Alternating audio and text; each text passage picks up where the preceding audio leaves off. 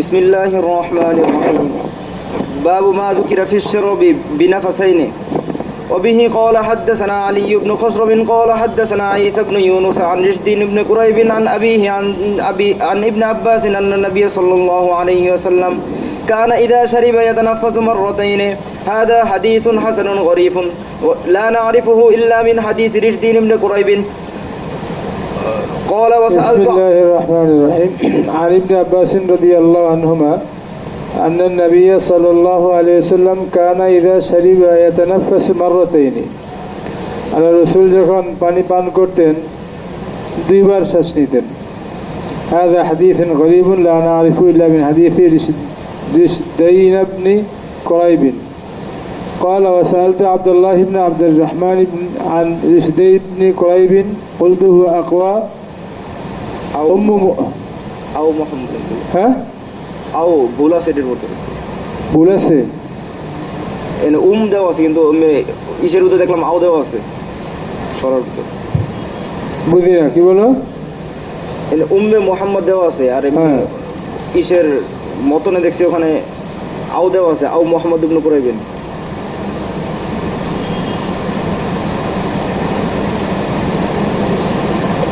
আরে কি পড়ে রে কলতো হুয়া কোয়া মোহাম্মদ ইবনে কুরাইবিন এই বেড়া বলে দিরা ফেলেছে পড়ছে বেড়া বলে ধরছে শব্দের বাক্যটা কি কলতো হুয়া কোয়া মোহাম্মদ ইবনে কুরাইবিন আমি বললাম যে উনি বেশি শক্তিশালী না মোহাম্মদ ইবনে কুরাইব শক্তিশালী আম এটা না কে আম قلت هو أقوى محمد بن قريب قال ما أقربهما رشدين بن قريب أرجحهما عندي তো উনি বললেন যে এই দুইজনের মধ্যে মা আকরাবাহুমা তাআজ্জুব কি যে তারা দুজনেই প্রত্যেকেই আমার কাছে আমার নিকটবর্তী আমার নিকটতম তবে রিশদাইন ইবনে কুরাইবিন আরজাহুমা ইনদি দুইজনের মধ্যে রিশদাইন ইবনে কুরাইব হলো আমার কাছে বেশি প্রাধান্যপ্রাপ্ত ওয়াসালতু মুহাম্মদ ইবনে ইসমাঈল আন হাযা আমি মুহাম্মদ ইবনে ইসমাঈল বুখারী আলাইহি রাহমাকে এই সম্পর্কে জিজ্ঞাসা করলাম ফাকালা মুহাম্মদ ইবনে কুরাইবিন আরজাহু মিন রিশদাইন ইবনে কুরাইবিন বুঝছো তো মুহাম্মদ ইবনে ইসমাঈল আল বুখারী আলাইহি রাহমান নিকট আবার তোমার মুহাম্মদ ইবনে কুরাইব হলো আরজাহ বুঝে আসছে তাহলে ঠিক আছে ওই জন্য বলছেন দুজনেই আকরাব বোঝা গেল যে দুজনেই আকরাব যে কেউ ফাড়ানোর মতো না একজনকে উনি প্রাধান্য দিয়েছেন আরেকজন প্রাধান্য দিয়েছেন আল কাউলু ইনদি মা ক্বালা আবু মুহাম্মাদিন আব্দুল্লাহ ইবনে আব্দুর রহমান বাকি ইমাম তিরমিজির মত কোনটা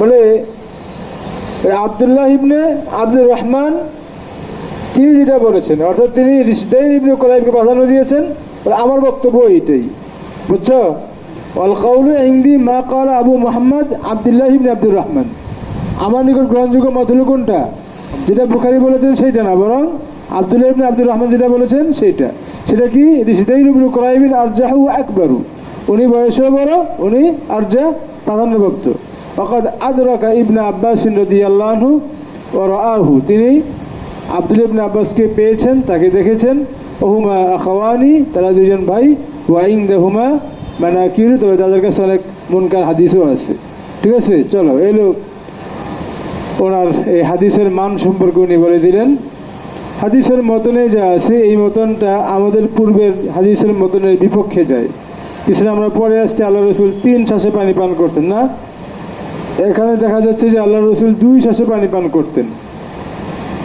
কি বলেছেন যে ইদা শারিবা ইয়াতানাফাস মাররাতাইনি আল্লাহ রসুল যখন পান করতেন 2 বার শ্বাস নিতেন বা শ্বাস ফেলতেন এক জবাব তো হলো যে আমরা পিছনে বলে আসছি যে 2 শ্বাসে পান করাও জায়েজ এটা হলো আকাল মানে সর্বনিম্ন রূপ আর কি 3 শ্বাসে পান করবে না হলে 2 শ্বাসে পান করবে এর কম হলে এটা বাইরের সাথে ওদের সাথে সাদৃশ্যপূর্ণ হয়ে যায়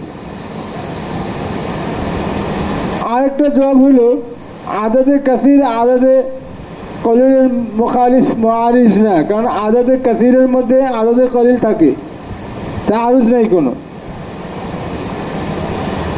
আর 3 নম্বর জবাব হলো, এই জবাবটা সুন্দর, ইয়াতানাফাসু মাররাতান, অর্থ হলো তিনি 2 বার শ্বাস নিতে দেখেছেন। তো পানি পান করার সময় যদি মাঝখানে 2 বার শ্বাস নেয়, তাহলে কয় শ্বাসে পান করা হবে? 3 শ্বাসেই তো হবে। 3 শ্বাসে পান করলে মাঝখানে শ্বাস করা ফেলতে হয় 2টা। দেখো, খাইয়ে দেখো, 3 শ্বাসে পানি পান করতে হলে মাঝখানে শ্বাস কবার ফেলবে? এটা আরজ কোথায়? মাঝখানে 2বার। তার আছে কোনো বোঝো নাই? চলো, বাবু মা জাআ ফি কারাহিয়াতিন নাফখি ফি শিরাবি في الشراب. في الشراب. হ্যাঁ। وبه قال حدثنا علي بن خصرم قال حدثنا عيسى بن يونس عن مالك بن انس عن ابي পানির মধ্যে ফু দেওয়া, পানির মধ্যে কি দেওয়া? ফু দেওয়া, এটা মাকরু। চলো, عن ايوب وهو ابن حبيب انه سمع ابا المثنى الجهني يذكر عن ابي سعيد الخدري ان النبي صلى الله عليه وسلم نهى عن النفخ في الشراب في الشراب. في الشراب فقال رجل القذاة عن أبي سعيد الخدري رضي الله تعالى عنه أن النبي صلى الله عليه وسلم نهى عن النفخ في الشراب. আল্লাহ রসুল সাল্লাল্লাহু আলাইহি ওয়াসাল্লাম পানির মধ্যে ফু দিতে নিষেধ করেছেন।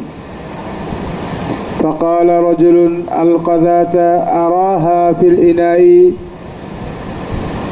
منصوب على شريطة التفسير। আল কাযাতা আরাহা ফিল ইনাই, হুজুর যদি আমি পাত্রের মধ্যে ময়লা দেখতে পাই, খড়কুটা দেখতে পাই, পানির মধ্যে ভেসে আছে, কী করবো? আমি ফু দিতে নিষেধ করলেন, তাহলে আমি কী করবো? এটা সবাই ফেলবো? তার প্রশ্ন। ক্বালা আহরিকহা, রাসূল বলেন সেটাকে ফেলে দাও। সেটা করো, ফেলে দেওয়ার 2 সুরত, বেশি থাকলে আঙ্গুল দিয়ে বা কোনো কিছু উঠে ফেলে দাও, অথবা কাত করে যতটুকু পানি ফেললে ওইটা পড়ে যাবে অতটুকু পানি ফেলে দাও, তাহলেই তো হইল। ফু দিয়ে ফেলা যাবে না। আর কাহা, এটা ফেলে দাও। ক্বালা ফাইন্নী লা আরওয়া মিন নাফাসিন ওয়াহিদিন, ওই লোক বলে, হুজুর আমার তো 1 শ্বাসে পানি পান করলে পরিতৃপ্তি হয় না। এই প্রশ্নের সাথে হুজুরের কথার কি সম্পর্ক? মানে ভুল বুঝছেন। আল্লাহ রসুল যে মাঝখানে পানিতে ফু দিতে নিষেধ করেছেন, এর মানে উনি বুঝে নিয়েছেন যে আল্লাহ রসুল 1 শ্বাসে পান করতে বলছে, বুঝছো? পানিতে ফু দেওয়া যাবে না, এর মানে উনি কি বুঝছেন? আল্লাহ রসুল 1 শ্বাসে 1 টানে পান করতে বলছে। এই জন্য ওনার প্রশ্ন হয়েছে যে হুজুর আমি তো 1 শ্বাসে পান করলে আমার তৃপ্তি আসে না, এই যে আপনি ফু দিতেও নিষেধ করছেন, কি করবো? এটার ব্যাখ্যা আমরা পিছনে বলে আসছি। তোমার শ্বাস ফালানো তো নিষেধ না, কিন্তু শ্বাস ওই পাত্রের মধ্যে ফেলাটা হলো নিষেধ। আমরা কি বলে আসছিলাম পিছনে? যে যখন শ্বাস ফেলবে, পাত্রটা, পান পাত্র, গ্লাস হোক, পেয়ালা হোক, যাই হোক, সেটা মুখ থেকে আলাদা করে তারপরে শ্বাস ফেলবে, এরপরে আবার পান করবে, আবার পাত্রকে আলাদা করে শ্বাস ফেলবে, আবার পান করবে, না? বুঝে এখানে এইটাই বলছেন। قال فأبني أي فأبعد القدح إذن عن فيك, বলে শ্বাস ফেলতে হলে তুমি তোমার মুখ থেকে পাত্রকে দূর করে নাও, দূরে নাও। فأبني বা فأبعد القدح إذن عن فيك, তুমি তোমার মুখ থেকে পাত্রকে দূরে নাও, এরপরে তুমি ফু দাও, মানে শ্বাস ফেলো। তাহলে তোমার একাধিক শ্বাসে পানি পান করাও হবে, গ্লাসের মধ্যে ফু পড়বে না, বুঝছো? هذا حديث حسن صحيح. চলো হাদিস পড়ো। وبه قال حدثنا وبه قال حدثنا ابن ابي عمر قال حدثنا سفيان عن عبد الكريم الجزري عن إكرمة عن ابن عباس ان النبي صلى الله عليه وسلم نهى ان يتنفس في الإناء أن يتنفس في الإناء أو ينفخ فيه, পাত্রের মধ্যে শ্বাস ফেলতে নিষেধ করেছেন এবং পাত্রের মধ্যে ফু দিতেও নিষেধ করেছেন। শ্বাস ফেলতে নিষেধ করেছেন, তাহলে আগে যে গেছে ইয়াতানাফাসু ফিল ইনাই সালাসান, পাত্রে 3 বার শ্বাস নিতেন, এটার ব্যাখ্যা আমরা একটু আগে করলাম, আগে করছি। পাত্রে 3 বার শ্বাস ফেলতেন, আবার পাত্রকে আলাদা করে খালি জায়গায় শ্বাস ফেলতেন, তাহলে তো আরও চায় না। এখন প্রশ্ন হলো যে পাত্রের মধ্যে ফু দেওয়া নিষেধ কেন? এর অনেকগুলো কারণ আছে। এক নম্বর কারণ হলো যে ফুয়ের মধ্যে, মানুষের ফুয়ের মধ্যে বিষাক্ত জীবাণু থাকে। ওটা যখন ওই পাত্রের ওই পানীয়ের মধ্যে, চায়ের মধ্যে পড়ে, তো ওইটাও বিষাক্ত হয়ে যায়। দুই নম্বর হলো তুমি যখন ফু দিতে যাবা, হইতে পারে তোমার ফুদু একটু পর্বটার মধ্যে ফুয়ের সাথে, তো এরপর যখন তুমি অর্ধেক পান করে বাকি অর্ধেক গ্লাসে পানি থাকবে, আর কেউ পান করতে যাবে না, তার রুচিতে বাঁধবে। তিন নম্বর কারণ হলো এগুলো ভদ্রতা শেখানোর জন্য।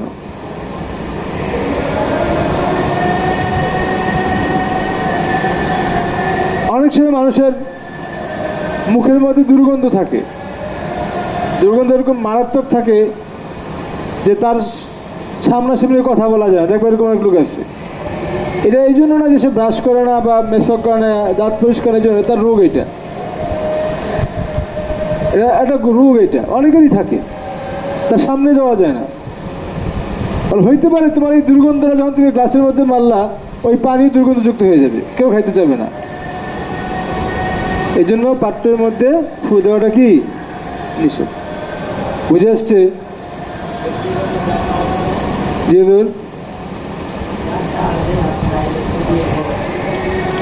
সব গরম হোক ঠান্ডা হোক, এটা ফু দিয়ে খাওয়া যাবে না, ঠান্ডা করে খেতে হবে। পাত্রের মধ্যে ফু দেওয়াটাই নিষিদ্ধ। চলো, باب ما جاء في كراهية التنفس في الإناء. হ্যাঁ এই যে এইটাই আসছে। চলো। وبه قال حدثنا إسحاق بن منصور قال حدثنا عبد الصمد بن عبد الوارث حدثنا هشام الدستوائي عن يحيى بن أبي كثير عن عبد الله بن أبي قتادة عن أبيه أن النبي صلى الله عليه وسلم قال إذا شرب أحدكم فلا يتنفس في الإناء. তারুজের দফা আমরা করে দিচ্ছি, ঠিক আছে? চলো। هذا حديث حسن صحيح. باب ما جاء في النهي عن اختناس الأسقية. وبه قال حدثنا قتيبة قال حدثنا سفيان عن الزهري عن عبيد الله بن عبد الرحمن عن أبي سعيد رواية أنه نهى عن اختناس الأسقية. ইখতিনাসুল আসকিয়া মানে হলো সরাসরি মশকের মুখ থেকে খাওয়া, কলসির মুখ থেকে ডাইল্লা খাওয়া। এই তোমার অনেক সময় বড় গেলেন, হ্যাঁ ডাইলে দিচ্ছে ভাগ করে, বুঝো নাই? ইখতিনাসুল আসকিয়া মানে কি? বড় মশকের যে মুখ, ওই মুখটাকে খুলে বের করে একবার মুখের মধ্যে ঢেলে দেওয়া, এটা নিষেধ। এই নিষেধাজ্ঞার অনেক কারণ আছে। এক হলে এখানে অপচয় হয়, প্রয়োজন হচ্ছে বেশি পানি এখানে ব্যবহৃত হয়। দুই নম্বর হলো যদি পাত্রের ভিতরে কোনো কারণে পোকামাকড় পড়ে থাকে, তো অজান্তে এরা মুখের ভিতরে চলে যাবে, তুমি দেখবাও না।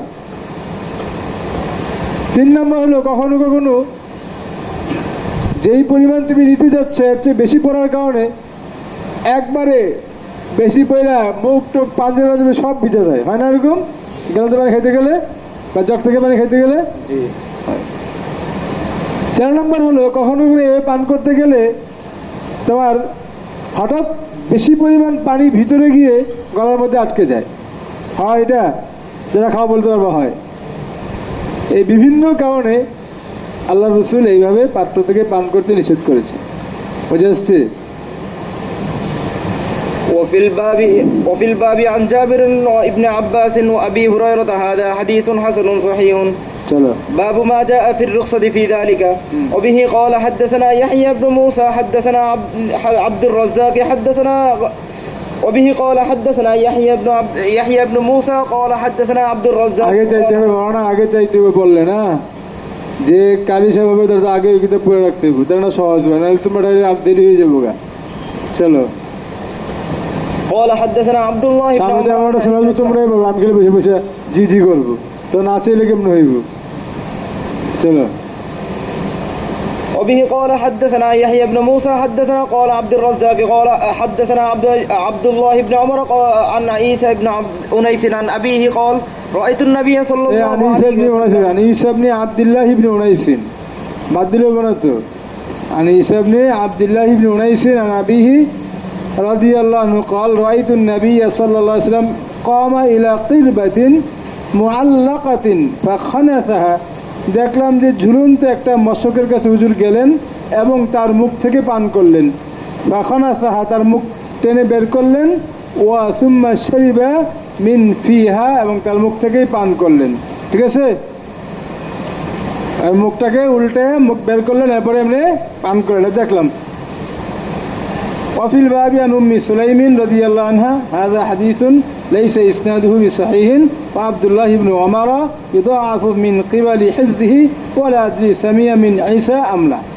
হুজুর হাদিসের মান বলছেন যে হাদিস এমন হাদিস ইসনাদ এটা সহিহ না, এবং আব্দুল্লাহ ইবনে ওমর যায়িফ রাবি এবং হিফজের দিক থেকে যায়িফ, এবং আমার জানা নেই যে উনি ঈসা থেকে শুনেছেন কি শুনেন নাই। শুনলে তো মুত্তাসিল নাসলে মুনকাতি হয়ে যাবে, আর হাদিসটা সব দিক থেকে যায়িফ।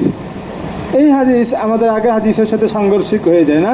আগের হাদিসে বলা হয়েছে যে দাঁড়িয়ে পান কী বলে কোনো মশকের মুখ থেকে সরাসরি পান করতে নিষেধ করেছেন, আর এখানে দেখা গেল যে আল্লাহ রসুল নিজেই পান করেছেন। দুই হাদিসের মধ্যে তা আরুজ হয়ে যায়। দফে তা আরুজ হলো যে ইবাহাতের হাদিসগুলো আগের সহজ জবাব, আর মানআয়ের হাদিসগুলো পরের, অর্থাৎ পরের হাদিসগুলো দিয়ে ইবাহাতটা মানসুখ হয়ে গেছে। বুঝে আসছে? 2 নম্বর জবাব হলো হুজুর মানায়ের আমল আলাদ দাওয়াম দায়নি ছিল আল্লাহ রসুলের, আর ইবাহাতের আমলটা আহইয়ানের উপর আমল হবে, মাঝে মধ্যে এটা হইতো, প্রয়োজন হইতো। বুঝতেছ? 3 নম্বর ইবাহাতের হাদিসগুলো লিবায়ানিল জাওয়াজ, আর মানায়ের হাদিসগুলো লিবায়ানিল কারাহাতি তানজিহিয়াতি। কটা বললাম? তিনটা। পরীক্ষায় আসলে একটা দুটো দিলেই হয়, দফে তারুজ পারলে সবগুলো দিবে। 4 নম্বর হলো হুজুর এটা এমন সময়ের ঘটনা যখন আল্লাহ রসুল পান করার মতো এরকম ছোট কোনো পেয়ালা পান নাই। আসলাম তো এটা মামনু, এটা দাঁড়িয়ে পান মশকের মুখ থেকে সরাসরি পান করেছেন কখন? তো গ্লাস নাই, আস্তা কারণে ওকে ঢুকাই দিচ্ছে। কিন্তু ছোটো পাত্র নাই, পান নাই, তখন কি করবেন? জরুর হতেন ওটার মুখ থেকে পান করেছে, তাহলে আর তা আরুজ থাকে না। ঠিক আছে তো? চলো। وبه قال حدثنا ابن أبي عمر قال حدثنا سفيان عن يزيد بن جابر عن عبد الرحمن بن أبي عمرة عن جده كبشة قالت دخل علي رسول الله صلى الله عليه وسلم فشرب من قربة معلقة فشرب من في قربة معلقة قائما, দাঁড়িয়ে ওই ঝুলন্ত মশকের মুখ থেকে পান করেছেন। فقمت إلى فيها فقطعته, আমি গিয়ে ওই মশকের মুখটাই কেটে রেখে দিচ্ছি হুজুরের বরকত নেওয়ার জন্য। বুঝে আসছে? এটা হলো মহব্বতের লক্ষণ। চলো, আমাদের পান সংক্রান্ত আলোচনা চলতেছে। খানার যেরকম কিছু আদব আছে, পান করারও কিছু আদব আছে না? আমরা যে হাদিসগুলো পড়ছি হাদিসগুলোর মধ্যেই এসবগুলো আদব ইতিমধ্যেই চলে গেছে। একসাথে তোমরা প্রত্যেকটা ভাব শুধু খেয়াল করলেই প্রত্যেকটা আদব পেয়ে যাবে। যেরকম বসে পান করা, কি বসে পান করা হলো সুন্নত। কি ডান হাতে পান করা? বলো। পানের শুরুতে বিসমিল্লাহ এবং শেষে আলহামদুলিল্লাহ বলা। কটা হলো? 3টা হয়েছে। বা এর 2টা হলো 4টে হয়েছে। 3 শ্বাসে পান করা। কয় শ্বাসে পান করা? গণ্য। কটা হয়েছে? পান পাত্রের মধ্যে নিঃশ্বাস না ফেলা, পান পাত্রের মধ্যে ফু না দেওয়া, আলাদা জিনিস। হলো পান পাত্রের মধ্যে নিঃশ্বাস ফেলা, এটা হলো পান পাত্রের মধ্যে ফু দেওয়া। বুঝে আসে নাই? জমজমের পানি হলে ক্যাবলামুখী হয়ে পান করা মুস্তাহাব, দাঁড়িয়ে পান করা জায়েজ। বুঝে আসে নাই? জমজমের পানি আমরা বলছি ওখানে, জমজমের পানি হলে ক্যাবলামুখী হয়ে পান করা মুস্তাহাব, আর জমহুরের মধ্যে দাঁড়িয়ে পান করা কি জায়েজ। মুস্তাহাব না, কেউ কেউ মুস্তাহাব বলছেন। কটা বলছি? পান করার পর দোয়া পড়া, আলহামদুলিল্লাহিল্লাযী জাআলাহু আযবান ফুরাতা ওয়া লাম ইয়াজআলহু মিলহান উজাজা। আলহামদুলিল্লাহিল্লাযী জাআলাহু আযবান ফুরাতা ওয়া লাম ইয়াজআলহু মিলহান উজাজা। দুধ, চা, কফি, কাহওয়া, গাওয়া, এই জাতীয় জিনিস পান করার পর, দুধ পান করার পরে যেই দোয়া সেই দোয়া পড়া, আল্লাহুম্মা বারিকনা ফিহি ওয়া জিদনা মিনহু, আল্লাহুম্মা বারিকনা ফিহি ওয়া জিদনা মিনহু।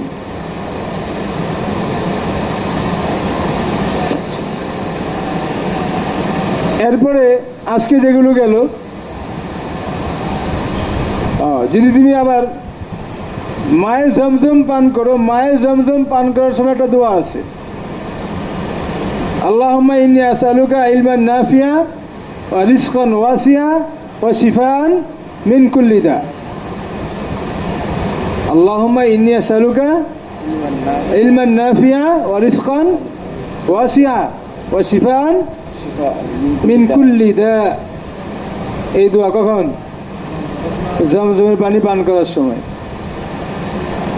আর যেগুলো গেছে, আজকে যেগুলো গেল, সেটা হলো মশকের মুখ থেকে সরাসরি পান না করা।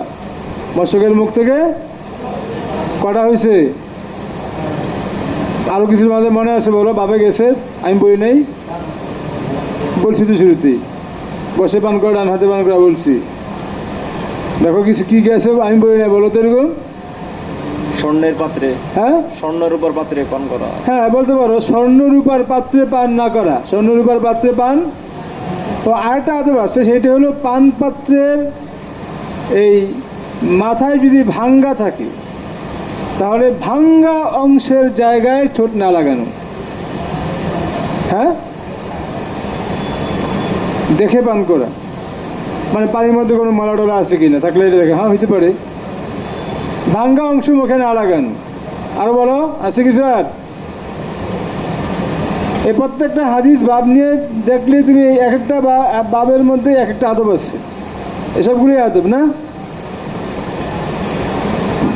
জি হুজুর, বুঝি না।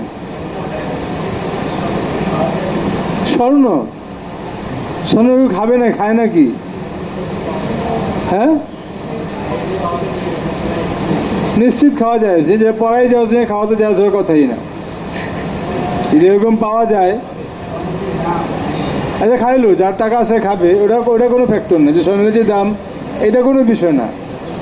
তো সহজ কথা হলো, স্বর্ণ দ্বারা উপকৃত হওয়াটাই নাজায়েজ। স্বর্ণ দ্বারা কি এই উপকৃত হওয়া যে কোনোভাবেই হোক, লিবাসের মাধ্যমে হোক, এটার মধ্যে কোনো জিনিস রাখার মাধ্যমে হোক, বা কোনোভাবে ব্যবহার করার মাধ্যমেই হোক, কোনোভাবে এটা জায়েজ হওয়ার কথা না। তারপরে এগুলোতে আধুনিক ফিক, সেই হিসাবে তোমার আধুনিক ফিকা নিয়ে যারা কাজ করেন তারা আরও ভালো বলতে পারবে। স্বাভাবিকভাবে জায়েজ হওয়া, উসুলের মধ্যে জায়েজ হওয়ার কথা না।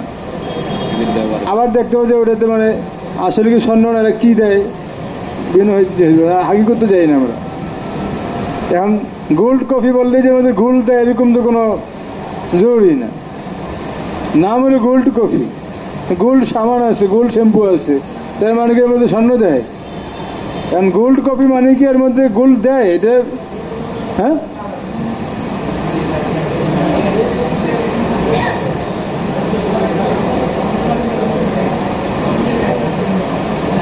আমার জানা নাই। হ্যাঁ, বুঝি না। কফির মধ্যে প্রলেপ দিবে কিভাবে? এটা এখন ওইটাই হাকিকতটা আগে বুঝতে হবে যে কি দেয়। স্বর্ণ তো খাওয়ার জিনিস না, খালি মানে বাঁচারও কথা না। কারণ স্বর্ণকে যদি প্রক্রিয়াজাত করে এমন কিছু করে যার মধ্যে স্বর্ণের হাকিকতটাই থাকে না, যার স্বর্ণ থাকে না, তখন ফিকা মশলা পরিবর্তন হতে পারে।